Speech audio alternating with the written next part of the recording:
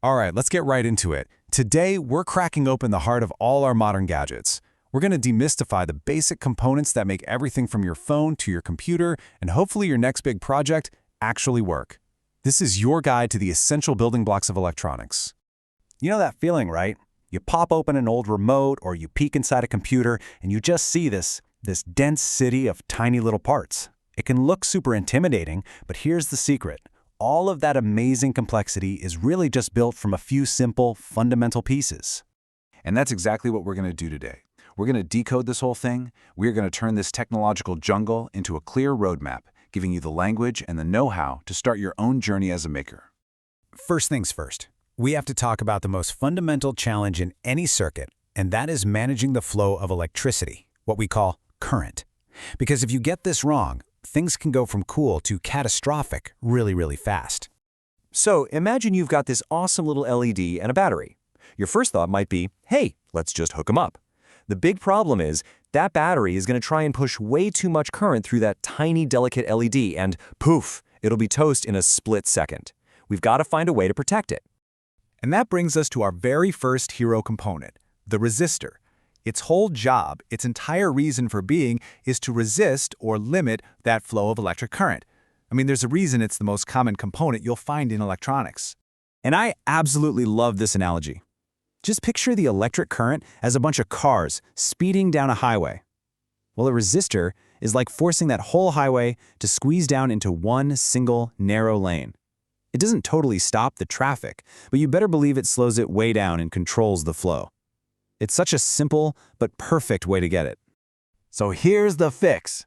By putting that resistor in our circuit, we create that narrow lane. It acts like a little guardian, slowing the current down to a perfectly safe level. Now our LED can light up bright and happy without any danger of burning out. And just like that, problem solved. All right, so we've got flow control down, but sometimes you don't just want to slow things down. You actually need to store up a bit of energy for a really quick release. I mean, think about the flash on a camera. Where does that sudden, intense burst of light come from? Well, say hello to the capacitor. Its job is to store electrical energy. And honestly, the best way to think about it is like a tiny rechargeable battery, but one that can charge and discharge in the blink of an eye. It's all about speed. So how does this little magic trick work? Well, it's actually pretty cool. First, you connect it to power, and charge starts to build up on these two little metal plates inside. This creates an electric field between them, and that's where the energy is actually kept. Then, whenever the circuit needs it, bam, the capacitor can unleash all that stored energy to do some work. And these things are everywhere. They are like the Swiss Army knives of electronic components. You'll find them doing that quick energy storage thing we talked about, but also filtering out annoying electrical noise, being used in timing circuits, and even giving motors that extra little kick they need to get started. So versatile. Okay, so we can control the current and we can store it for later. But what if we need to be absolutely positively sure that electricity only goes in one direction and never backward? For that job, we need a diode. You can think of a diode as the ultimate one-way street for electricity. It's like a bouncer at a club door. It lets current flow through in one direction, but it will slam the door shut if it ever tries to go the other way. And this slide just illustrates it perfectly. Look at the left side. The diode is facing the right way. We call that forward biased, so current flows right through and the motor spins, no problem. But now, look at the right. We flip the diode around, it's reverse biased, and it completely blocks the current.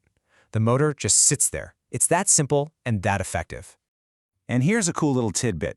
You've been using diodes your whole life. An LED, a light-emitting diode, is just a special kind of diode that has a really happy side effect. When current flows through it in the correct direction, it lights up. Now for our final and maybe the most important component of all. This is the big one. We've got control, we've got storage, and we've got direction. What we really need now is the brains of the operation. We need a switch, but not one you flip with your finger. We need an electronic one. And that is the transistor. And really, it is almost impossible to overstate how important this little thing is. It is the absolute backbone of, well, everything. Every computer, every smartphone, every piece of smart tech we use. So you can think of a transistor as having two main superpowers. First, and most importantly for us, it can act as a tiny digital switch, turning a circuit on or off with just a tiny little electrical signal. And get this, no moving parts. Its second superpower is that it can be an amplifier, taking a small signal, like from a microphone, and making a much, much bigger version of it. Let's just focus on that switch function for a second. Look at this circuit. The main power wants to light up that LED, but the transistor is blocking the path. But if we apply just a tiny bit of voltage to that middle pin on the transistor, it's like we electronically flip a switch. The path opens up, current flows, and the LED turns on. That right there, that is the basic idea behind all digital logic. And how important is this? Well, because these switches are so tiny and have no moving parts, we can pack millions, sometimes even billions of them onto a single modern computer chip. Every single one of them acts like a microscopic decision maker, and together they form the foundation of all the computing we do today. It's just incredible. So, there you have it. Those are the 4 foundational components that are the basis for pretty much all electronics. Let's put everything together now into your new Maker Kit toolkit. So let's bring it all home one last time. We've got the resistor, the guardian, protecting our other parts by limiting current. We had the capacitor, the tiny battery, storing up energy for a quick release. There's the diode, the one-way street, making sure current only goes where we want it to. And finally, the transistor, the brain, acting as our all-important electronic switch. You master these 4, and you can honestly start to build almost anything you can imagine. Remember that crazy, complex circuit board we looked at in the beginning? It should feel a little less like magic now, right? It's really just a clever, complicated combination of these 4 basic building blocks.